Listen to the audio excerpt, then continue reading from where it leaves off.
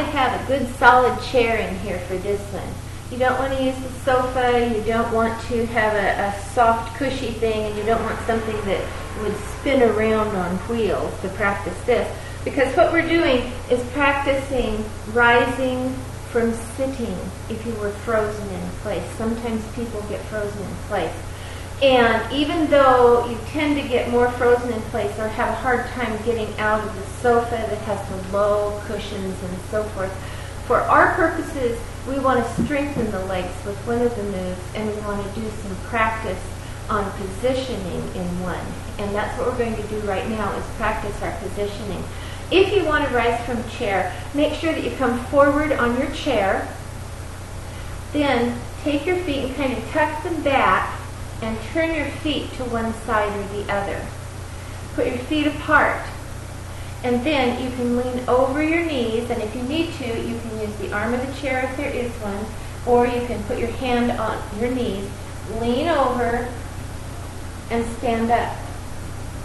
Now let yourself come back down in the same position, rearrange yourself, turn your feet to the other way, split your feet slightly apart, and put your hands on your knees, lean forward, and stand up, keeping your feet apart.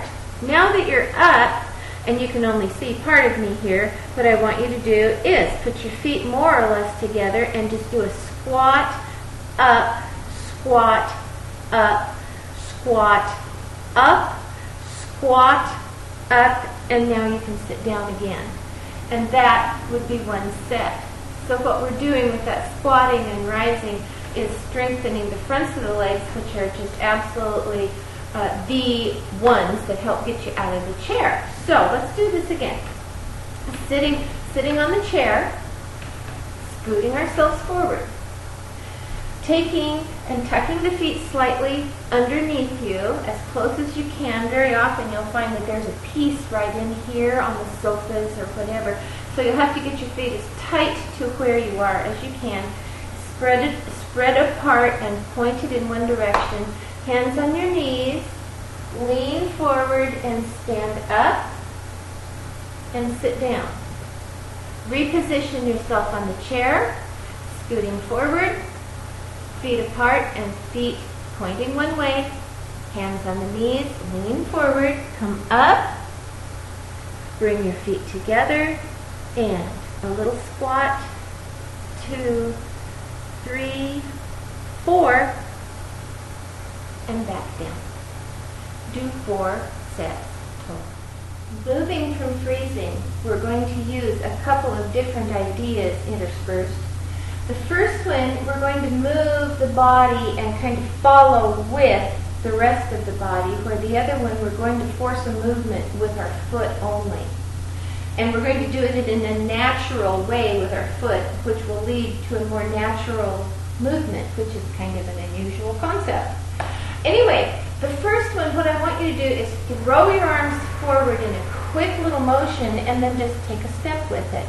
Then throw your hands over to one side and take a step there, and throw them to the other side and take a step.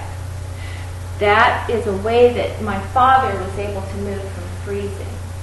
Then what I want you to do is to take your foot, step back just a little bit, and step forward and back, and forward and back, and forward and back, and forward and back. Do it the 4 times. It's 1 and 2 and 3 and 4. Other foot, 1 and 2 and 3 and 4, and that would be 1 set. So let's do it again. Throw them forward and take a step. Throw them over to the side and take a step. Throw them over to the side and take a step. And I have to back up here so you can see. Take 1 step behind just a little bit and step it forward and step it forward and step it forward and step it forward. Other leg, forward and back, forward and back, forward and back, forward and back. There, now you've done 2 sets. I'd like you to do 2 more. Turning is a real tricky one. That walking forward and then you get frozen and you want to turn. When people go ahead and turn, sometimes they turn and they're basically stepping over their foot. Sometimes they're turning and stepping back. Never really thought of that, did you, about turning? The way that we're going to practice each one of these is with an exaggeration on the step over. What I'd like you to do is stand here, and then you can walk forward, take a stand, lift one foot, and step over in a very exaggerated manner, and you can turn by pivoting on the stationary foot. Walk forward again, stand, step over with the other leg in a big step, and then you'll turn, pivoting on that foot. You'll lift up the heel and pivot. That's how people walk. They pivot on the toes. The other one is to do a step back. But how are we going to get the step back? We're going to let the body turn us the same way that we did the forward turns. We're going to do the forward step. We're going to do a back step and turn. You're going to throw your hand behind you in order to turn, and you can pivot and follow the hand. Walk a few steps, pivot, turn, and follow the hand. What's going to happen is naturally the body is going to want to turn, and to accommodate it, the leg that's on the same side is going to want to turn with it, doing the turn.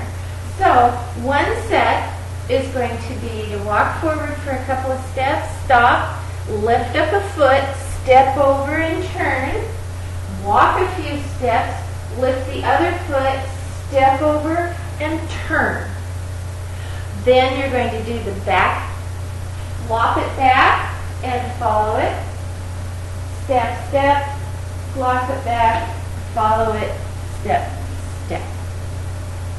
That's one set. You're going to want to do 4 sets. Not only do I like to put gait or cadence together, I also like to put fluidity together, because as you walk, you tend to walk in a fluid movement, or at least we like to walk in a fluid movement. So what we're going to do for this set is walking with exaggerated arms and legs, and nice and smooth. Just take a few little steps, then stand with your feet apart and bring your feet in. I'm going to back up just a little bit so you can see this. Just a few times, then start again. That would be the first in the set. Do the long steps. Go in a straight line where I can't, or I'm going to be out of your reach here. And 1, 2, 3, 4, and then go ahead and start doing your long steps again. So do your long steps, stop, go and do the touches a little bit. That would be 1 of 4 for you to do. And keep practicing that one. Remember, you want to really get those arms up and be exaggerated with the movement. And again, like I said, long, thin area instead of short, tight area, because it tightens everything up and you have to go back and forth. I want you just in a real comfortable straight line as though you were walking. That torso rigidity, if you've got it, you know exactly what I'm talking about. You just feel like you're stiff as a board. Well, you need to have that flexibility, not just for comfort, but for things like scooting in and out of cars, trying to turn around in bed. The easy thing, I just love it. You just slide your fingers up and down the sides of your thighs. Now, when you're doing this, make sure that you're sliding and tipping from side to side, and I'm doing it sides to you because you don't want to be doing this. So double check and see. If you're leaning forward, crack that walnut, and that'll get you upright, and then you can do the side slide. Then what you're going to do is touch your hands, or if you can't quite touch them, just come close. Touch your hands in front and in back of your hips, like this. Not real fast. You'll see I'm having to push my hips forward and back in order to accommodate the touch. So you'll do a few of these, like 1, 2, 3, 4, 5, 6, 7, 8. That would be 1. 1, 2, 3, 4, 5, 6, 7, 8. That would be 2. And again, let's do 4. Remember when I said Dad had it all? Yep, he had masking too. What we're going to do to practice the masking is I want you to take your teeth and that open your mouth as wide as you can. And then I want you to take your lips and purse them and push them forward. So it's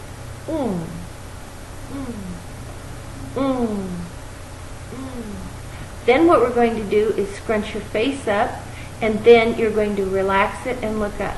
So it's a scrunch, relax, look up, and down.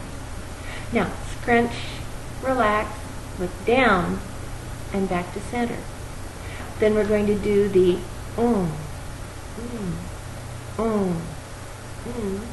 scrunch, relax, look up, look down, scrunch, relax, look down, look up. Do 2 more.